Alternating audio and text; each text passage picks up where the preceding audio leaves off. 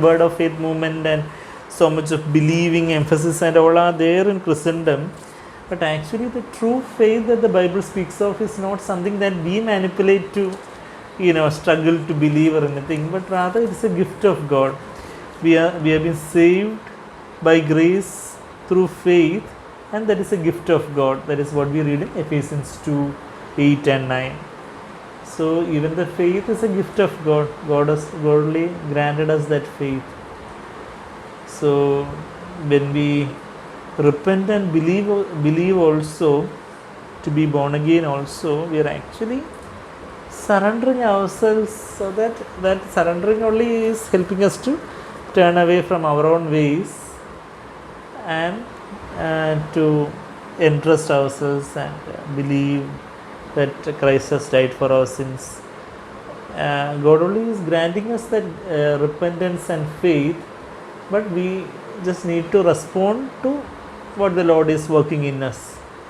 And so that's why humility is the secret of Christian life. That means humility means surrendering ourselves humbly, acknowledging ourselves as nothing before God, that exercising that willpower in such a way to humble and surrender ourselves is what the Lord wants us to do, and the rest He will do. He only has given us the choice, and we can either humble ourselves or harden ourselves. So we humble ourselves or exalt ourselves. So we humble ourselves and receive that faith and that spirit of repentance and exercise that according to His power, and we are born again. And even further in Christian life also is the same, responding to His prompting to repent and believe and to enter His rest. By believing only we enter the rest, but actually that believing also comes from God when we surrender ourselves and humble ourselves. How can you believe since you are seeking the honor of man and not the honor that comes from the only God? So in our flesh there is this lust for the honor of people, of course lust for honor, money, pleasures, all are there. All these are hindrances to believe in God. So this seeking the honor of men is my self will, and when I surrender myself and say that, Lord, I want your honor alone, the Holy Spirit will flood me and will flood me with the fruit of the Spirit, that is faith, and I will be able to believe in Him. So John 5:44, you can understand in that way. The Lord can flood us with faith only if we surrender our self will, which always is craving for the honor of people, craving for the pleasures of this world, craving for the money and material things.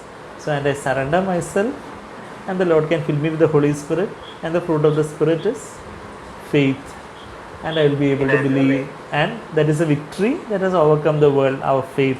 1 John 5:4. So we are able to believe because God is granting us that faith. That's all.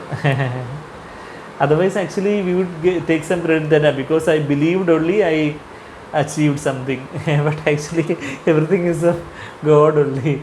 No flesh can boast before God. So even the faith is what you gave me. I just responded. It's just like, as Brother Zach says, somebody is giving us a huge expensive gift. We were turning the other direction. We turned around and took that gift.